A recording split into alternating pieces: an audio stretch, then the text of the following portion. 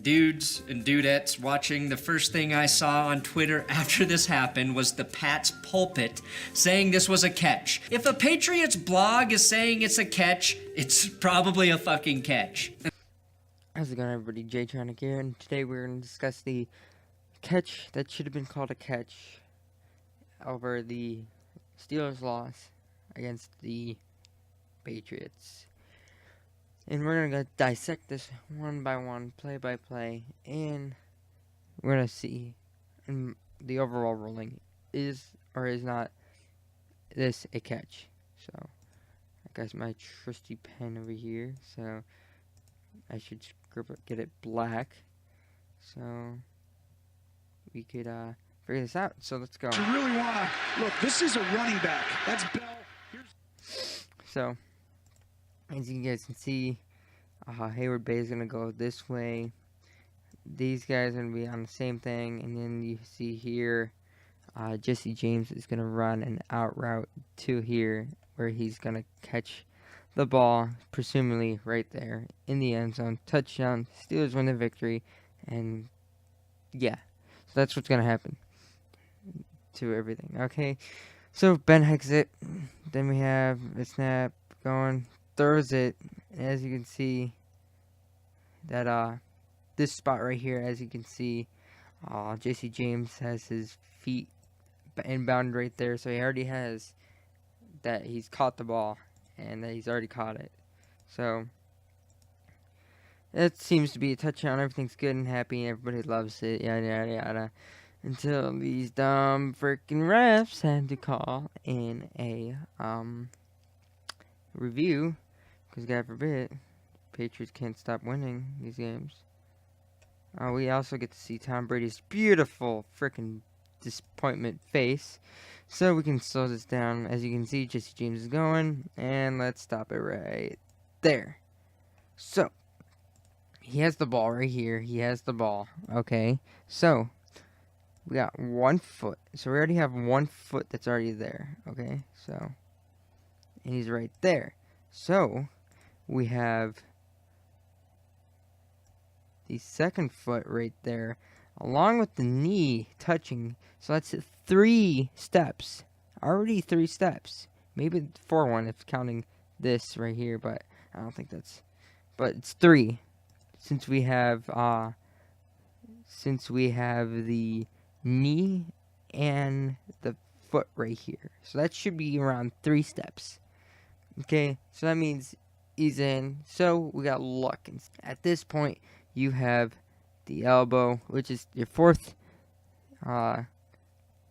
knee or foot. It counts. And it would be, since it's over the line right here, that he has full control because of this elbow right here. So, and then he gets touched right there, which it should be called a touchdown. See, we have that catch right there. This is much more easier. So we have that 1 foot right there. So that's 1. We also see that this leg right here, this foot, touches first. So that's 2. And then we have the knee touch after, which that's 3. And as you can see, he has a full solid grip of that ball right there. And notice that this guy right here has not touched him yet. So he extends it, because he's trying to get across this line here. He extends the ball, which this right here is like obvious that he still has control of the ball. So we're in like what, 4 or 3 steps right here. It's already been happening. And then the elbow comes down. He still has possession of the ball right here. His elbow comes down as his 4th or 5th, or whatever you want to call it, 4th, 3rd, 5th step, which means he should be good to go. So if you notice, what they didn't notice, and I just figured this out, Jesse James has his finger under the ball. And when you have your finger under the ball, it would bobble, right? Yeah, it would bobble a bit. And it ended up bobbling just a little bit. But the refs did not account for, and should have accounted for, his fingers being underneath the ball. Therefore, it should be a catch under the following rule right here. Okay, the following rule states, and quotes, a player is considered to be going to the ground if he does not remain upright long enough to demonstrate that he is clearly a runner. In this case, Jesse James was a runner when he had his elbow was down in that point. So he should be a runner. In this case, it would have been a fumble.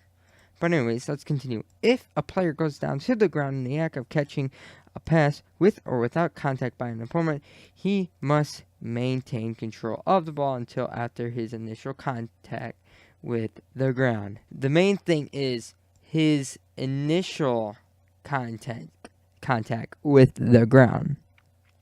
Whether in the field or in the end zone, his initial contact.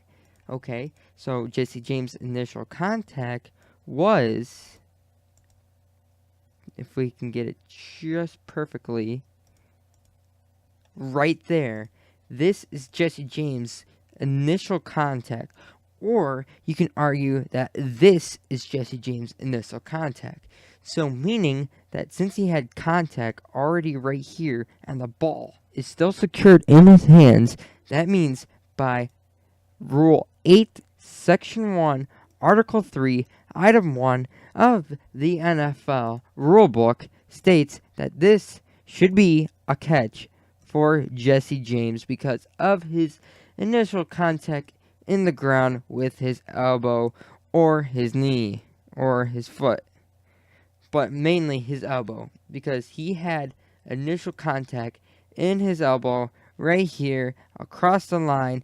He wasn't touching him at all, which means he was across the line. Ball was still secured in his hands. His elbow was the initial contact, which means it is a good call from the ref in that situation by that ref over there, and was a bad call from the booth all the way at New York. So, New York, you suck really bad at the challenge. So the ref was good. This was obviously a catch. It's stated in the NFL rulebook right here. It states it right there, like initial contact with the ground. Whether if he loses control of the ball and the ball touches the ground before he regains control, it is an incomplete pass. That's he does lose control of the ball, but his fingers were underneath the ball, so it did not touch the ground. The ball did not touch the ground, which I keep on explaining it. It's the initial contact with the ground. If he maintained control in his initial contact, which Jesse James, as you guys can see, he did maintain control right here of the ball in his initial contact right there. That's his initial contact. The ball's right there, secured in his hands. And then it gets loose. Yeah, as you can see, it gets loose right here. And you can see his fingers are caressing the ball right there. Because of his overhand right here. But he's underhand still caressing the ball. Which if you drop the ball, if you like have the ball and you get your ground, like your hand to the ground, it's going to move that ball. But he was already down by contact by that elbow. So he would still... his elbow is the elbow is the main key. That's what I'm trying to say. This elbow is the main key, the main reason why Jesse James was in the end zone, because of his first initial contact with the ground of his elbow way before. So let's go back here. This right here, perfect. Of his initial contact right here, as you guys can see, his initial contact was right there. It says initial contact with the ground. It doesn't say player. It says the ground. As you can see right there on the ground is his initial contact, and as you can see, the ball is so secured in his hands, and that should be called a touchdown by obvious reasons. But it's the Patriots. What you can do, and Ben Roethlisberger should expect it. But the main argument is, did he have control of the ball? And I do have to say, out of many speculations, that is a catch. many people, if I started a poll, many people would agree with me that that's a catch. Just the Patriots got lucky. Heck, even Bill Belichick got surprised that wasn't a catch because his initial contact right there and the ball security right there should have been the main reasons why, like his initial contact right here and the ball security right there. That should have been the obvious choice from New York and to the refs to look at his first initial contact and where the ball is, and that should be called a touchdown. Heck, I was thinking that it was going to be a completed pass and it was going to be down right here. But no, it was an incomplete pass call. It was a terrible call from the refs. Hold up, guys. I have just figured out from watching this that a knee equals 2 feet. So, Jesse James had like 5 feet. So he was in. So he had the 1 foot, the knee, which is 2. That's 3 right there. No, he had the 1 foot, then the other foot, then the knee. So that's 4. That's 4 steps total. And then he had the elbow, which is the 5th step of a wide receiver. And his initial contact was the knee on the ground or the elbow. Either way, it's still the same thing. It's still a catch. Because that's even just proves it that a knee is 2 feet. So you can either go with the knee or the elbow is the initial contact, and it's still the same thing. It's still a catch. It should have been called a catch. It was a catch. I just freaking don't get it at all. But anyways, guys, I would like the feedback, comments. Was it a catch? Was it not a catch? Personally, I think it was a catch. So hit that like button if you guys support that there was a catch. Hit the dislike button if you didn't think it was a catch. Or you can comment below your theory of why it is or isn't a catch. So, anyways, see you. The reason they lost the game. And yes, I understand it's a team game. I am not claiming, I want to be very clear before I explain this, Stephen A. I'm not claiming that this was the only play of the game, that this was a contest where this was the only play. I understand there were also other plays and factors. But here is the fact of the matter. With like 30 seconds left, if that's a touchdown, which it was, should have been, I mean, it was originally, it was a touchdown, then the odds that the Patriots, who need to score a touchdown unless the Steelers miss the extra point, which is very unlikely, score a touchdown to win the game are extremely slight, probably under 1%. Now, all other arguments, well, if Ben Roethlisberger just spikes the ball, blah, blah, blah, if they hit the field goal, which is an assumption, they only go to overtime. Who knows? But on this play, a touchdown wins. Now, was it a touchdown? Clearly it was a touchdown. I want to explain this so everyone can understand because there seems to be a giant problem understanding the rules. Okay, we all acknowledge that 1 knee equals 2 feet, correct? If your knee's down, right, you're down, correct? He's not down by contact. No one touched him. Now, the idea that you have to have the ball as you continue to the ground, that if the ball comes loose because it hits the ground, you haven't maintained possession, and therefore it's not a completion, is only if he hasn't established himself and made a football play. The knee came down, that's 2 feet. He then extends his arms, not simultaneously. After the knee is down, he extends his arms to break the plane. So he's established possession with the knee. The ball comes forward. If a single atom, if 1 atom touches the plane, it is then a touchdown.